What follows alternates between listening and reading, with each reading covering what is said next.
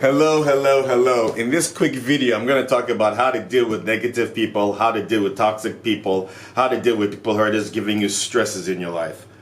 One, if they're family, you know you can't cut them out. So you're going to have to learn to trick your mind to get along with them. It's family. We love them. Sometimes we don't have to like them, but you have to learn to really handle that situation very delicately because it's family. If they're doing something that might be offending you, that might be negative towards you, you have to do your best to balance it out and be the better person. That's personal development. That's self-growth. You have to be the better person. Don't fall into their trap. That's one thing to deal with. Family. To be very careful about the family members you might have that might be toxic to you or whatever that you might perceive to believe. It's something from you, so whatever is inside of you might be reflecting. So always try to find out that part of you that's reflecting that part. Because when you point one finger at somebody, you got three that point back at you, so be very careful.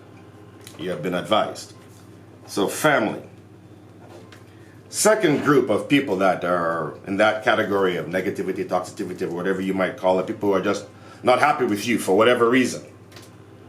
Your exes, ex-wives, ex-girlfriends, ex-boyfriends, even ex-friends.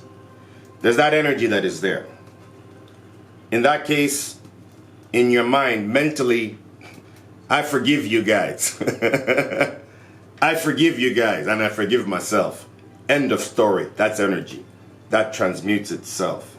If you want to put more emphasis on that, you can actually make it a command statement.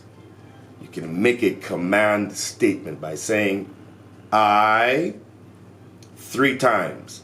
I, separate yourself from the feeling that triggers you. I forgive you and myself. It's instant. Try it right now. Think of someone that has harmed you, someone who has crossed you. Do that process. Always say I 3 times. Very, very important to say I 3 times. Because the first one is I, conscious awareness of the I. Then the I again is when you separate yourself from the emotional trigger, the engram, the particles, like the stuff that's causing you separated, and then approach it. That's how you're dealing with your exes, with that group. Then we have friends. Some of you love your friends so much that no wonder you're in the same category financially. During personal growth, conscious awareness is being aware of those that are around you, who support you and who don't support you. Be very careful of who you hang around. The average, the 5 people that you hang around, your mentality is going to just balance to the 5 people you have around you. So there's an income bracket they're going to be. That's where you are. Think about the 5 people that you're on the phone with constantly. If you're not talking about $1 million ideas, you won't get $1 million. Listen to those around you who, when you speak something about personal development, see how they feel. If they're having a feeling of negativity, don't share your dreams or goals with them. In fact, reduce contact with them. If you have friends sending you memes all day long about trivial stuff, stop accepting those memes. Get with the program. Time is short. So your friends, some of them might be negative. Remember, always check out yourself first before you start pointing a finger at, man, this guy is toxic, man, this woman is toxic, I hate my job, all those kind of things. Before I start saying those things, look at yourself first, like, wow, man, maybe I'm too anxious. Or maybe I'm just being judgmental. Whatever it is, always catch yourself first. Write whatever it is you're feeling Cancel that out. Then the fourth group of people that might be negative towards you or toxic are your neighbors. Actually ask yourself, are you a good neighbor? Will someone like to live near you? I'm a great neighbor. My neighbors love me. They love, see, the energy I flow out. So my neighbors always are great.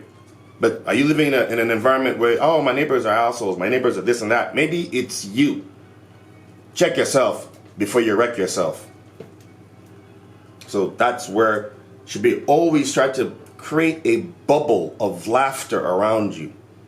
It's called a bubble of laughter. I don't know, I've heard that somewhere in my studies. Bubble of laughter. Bubble of laughter. So, neighbors. Then you have another group. Group 5. Coworkers. For those of you that love your job, you're really lucky. For those of you that don't love your job, you're still very lucky. Why do I say that? If you had a job you don't like, your coworkers don't like you, look at that as your launch pad out. Let me say it again. Look at that environment as your launch pad out, knowing fully well you will never ever see those people again. That's a launch pad out. I remember when I was working in Atlanta, Georgia, they had me working. I really didn't care for where I was working at. I just kept looking at it like, you guys don't know, I'm out of here soon. I'm out of here so soon I wouldn't even give you my 2 weeks. I got out of there so soon they were wondering what happened. So coworkers, be very careful with them because they're the ones who, if you know you're in a situation where you can't just leave your job, you can't do stuff, you gotta stick with it, slug it out, sacrifice, do what you have to do. Yeah, that's right. Do what you have to do to maintain that head above the rest at your job. And start saying, I love my job. Yeah, I know I felt some tension right now. Somebody, yeah, try saying, I love my job. For those of you that love your job, this is not for you. Step to the side. This is specifically for those that don't like their job, that hate their job. This is going to be really funny. If you can use your opposite hand and write, I love my job. Even though I know you hate your job, but you're right, I love my job. If you could do that for 30 days, I can almost promise you and guarantee you, you're going to get a very quantum shift at your job. A quantum shift at your job, upward.